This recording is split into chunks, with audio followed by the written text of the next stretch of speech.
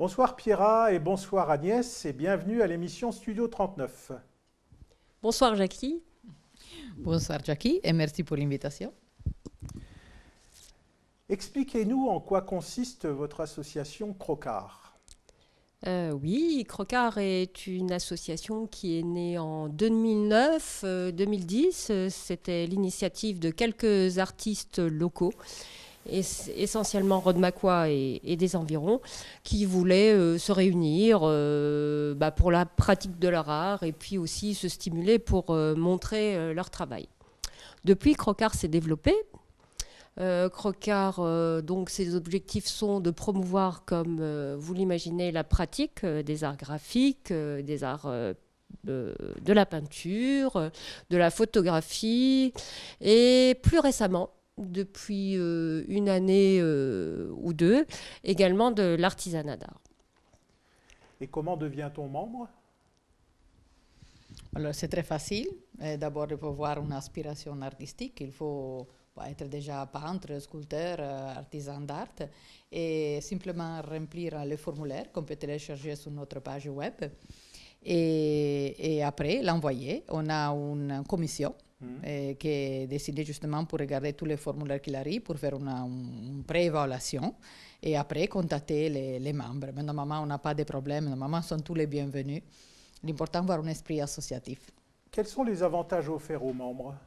Mais c'est déjà important, nous comme association, on est une plateforme, Oui. C'est-à-dire nous on s'en charge de trouver des endroits pour l'exposition, on s'occupe de tout les publicités, on peut dire tous les nécessaires pour pouvoir exposer. Si on a besoin des autorisations ou non, etc. Ça c'est la plus importante, mais la chose la plus importante encore plus important encore, c'est l'échange qu'on peut avoir entre artistes. Des fois, on crée des synergies et on fait aussi des ateliers internes entre nous pour s'échanger des informations à niveau artistique et c'est très enrichissant. D'accord. Et à combien se monte la cotisation annuelle? La cotisation annuelle, avec droit à toutes les expositions, est de 35 €. Comment est née votre passion pour les arts? La mienne particulière est née de quand j'étais petit, à l'école. Et j'avais toujours très envie de peindre, de faire de la peinture. Et ma mère m'a envoyé mes premières leçons de peinture chez une peintre italienne. Et j'avais 8 ans. Et vraiment, j'ai rempli la maison de ma mère de tableaux. Après, pour raison de la vie, j'ai tout abandonné. L'école, la vie. Bon, je me suis mariée très jeune, j'ai eu une enfant très jeune. Et j'ai commencé ma carrière, on peut dire, administrative, un petit peu tout autour du monde. Et j'avais oublié complètement qu'est-ce que c'est l'art. Et tout d'un coup, ça fait 2 ans et demi. Autrefois, pour raison de la vie, j'ai tout abandonné ma carrière. Et sans vouloir, les portes de l'art se sont réouvertes. J'ai senti autrefois cette pulsion de l'art qui sortait de moi. Voilà. Et je suis très heureuse maintenant. Et vous faites de la peinture? Alors, soit de la peinture, mais Oui. à niveau très amatoriel. Et plutôt, je me suis focalisée, ça fait juste 2 années, de l'artisanat d'art. Je travaille le cuir, je suis créatrice de sacs à main et des bijoux en cuir. D'accord. Et tout ça à Rodemack ou alors dans une autre commune? Ma société, pour raison fiscale, c'est au Luxembourg. D'accord. Et par contre, mon atelier où je travaille, c'est plus tranquille, plus calme, et plus j'adore Rodemack. C'est dans ma maison à Rodemack. J'ai un étage presque entier comme laboratoire, comme atelier de production. Et vous arrivez à vivre de cet art? Et oui et non, on peut dire d'un petit peu.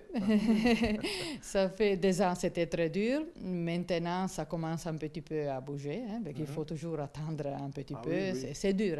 Dans début, la création, il il faut se faire faut... connaître, Moi, je fais tout complètement tout seul, c'est-à-dire le design des sacs, dans les achats des matières premières, la coupe, la couture et tout. Et en plus, la partie plus difficile, c'est après faire les photos, les charger sur le site, faire la traduction en 4 langues et trouver les points de vente, organiser les expositions, qui des fois sont avec l'exposition, des fois non. Et voilà, c'est très dur. C'est pour ça qu'on n'arrive pas à...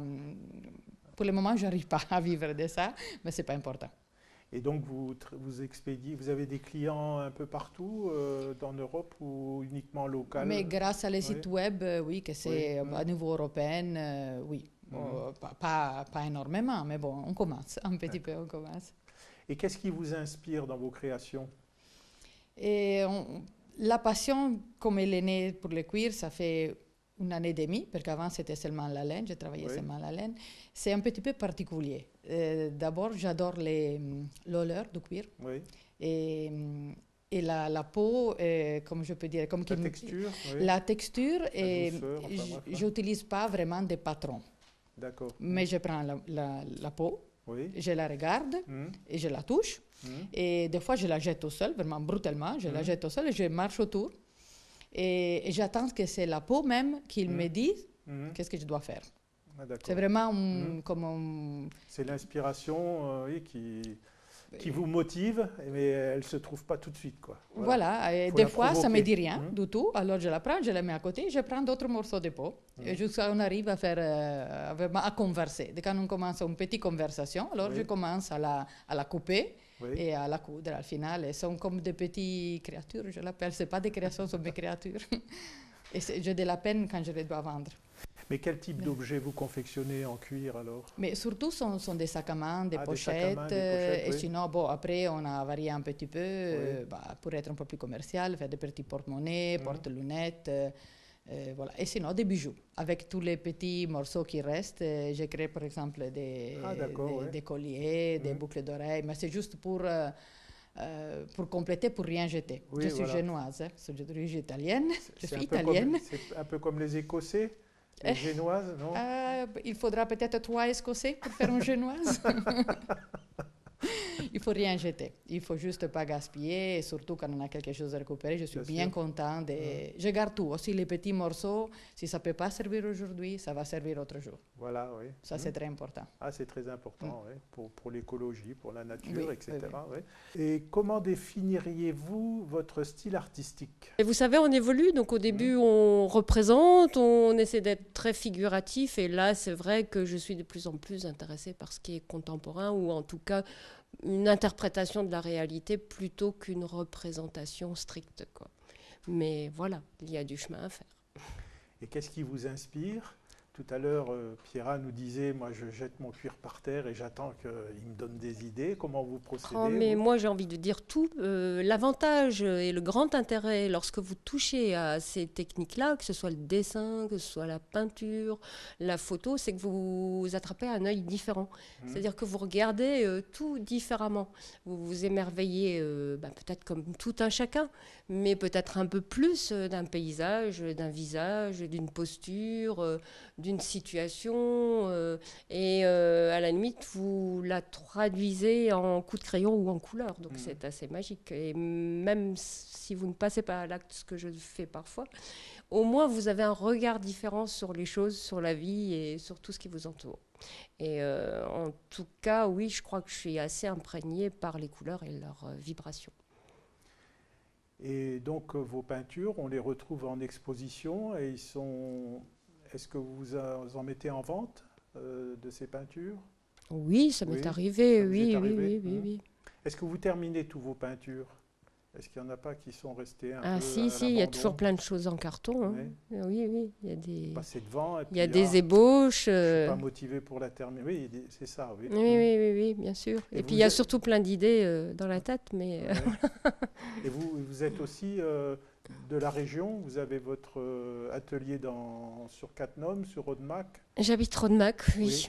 Et oui, j'ai ma pièce à tout faire qui me sert aussi bien à mes activités artistiques ou autres. Mais c'est ma pièce un peu fouillie, avec un regard sur un jardin de verdure et Rodemack, sur les rideaux d'arbres du parc du château à l'arrière. Oui, je suis dans un petit écrin de verdure qui me permet de m'adonner avec plaisir à mes différentes passions. Et quelle sensation vous éprouvez quand vous créez une œuvre? En fait, c'est prenant, c'est-à-dire que pour moi, ça serait vraiment une tension, quoi. C'est-à-dire que vous démarrez, vous avez également d'autres choses à faire, parce que la vie continue. Et vous êtes sans cesse attiré vers votre chevalet, vers vos peintures et vous repassez sans cesse devant et vous cherchez le détail et ça a du mal à vous quitter. Et voilà, bon, c'est à la fois agréable et ça peut être aussi difficile. C'est prenant, oui. Quels artistes vous ont inspiré le plus? Écoutez, moi, j'adore aller dans les musées. Donc, j'ai essayé de m'imprégner un peu de toutes les époques et de voir ce que je pouvais voir à travers des styles très différents. J'ai bien sûr admiré les impressionnistes.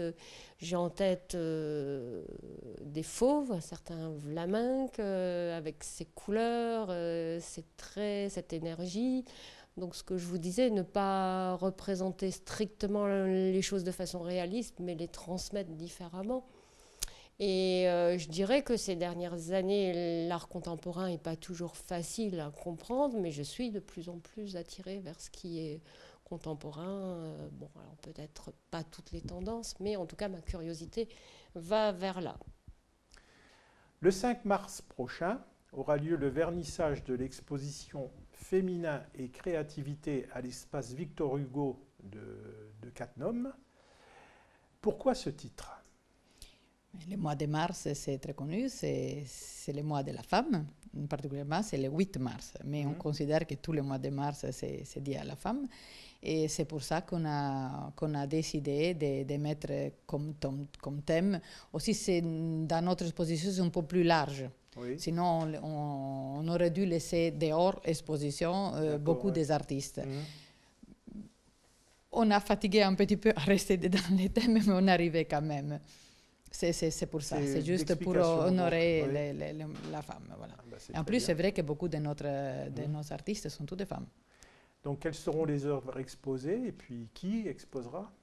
Alors, on a déjà toutes les personnes associées de l'association, qui sont la plupart des amateurs, et plus des artistes, 2 ou 3 qui appartiennent à l'association qui sont déjà plus connus, comme par exemple Morrison, qui est un artiste de Poutelange.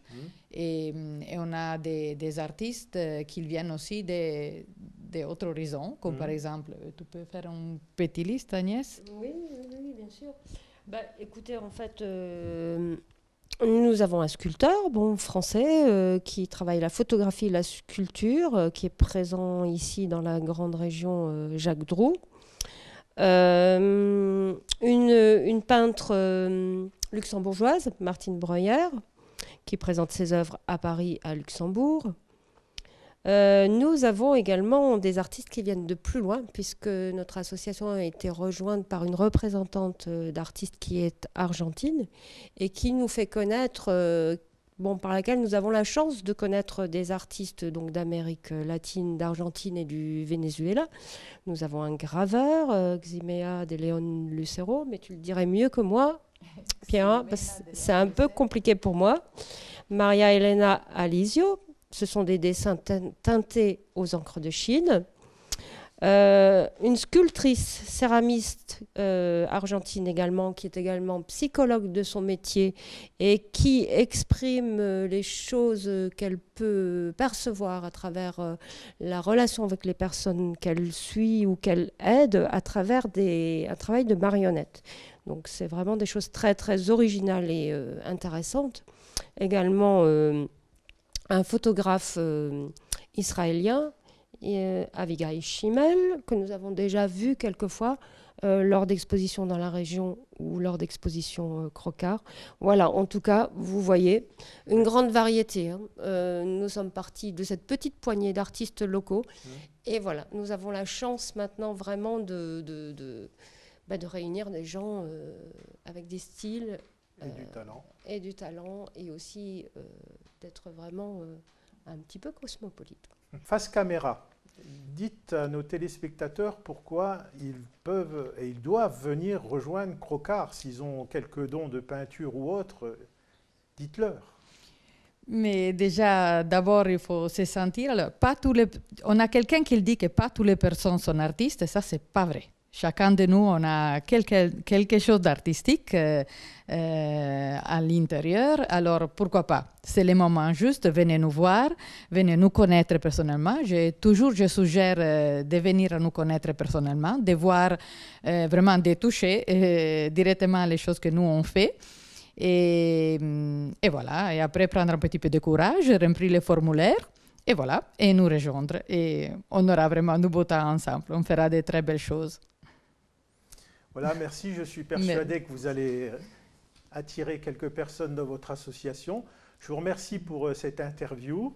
Je vous souhaite un franc succès pour vos expositions de 2015 et celle qui aura lieu également à la médiathèque de Cattenom, à l'espace Victor Hugo, dont je rappelle la date, le 5 mars, c'est le vernissage.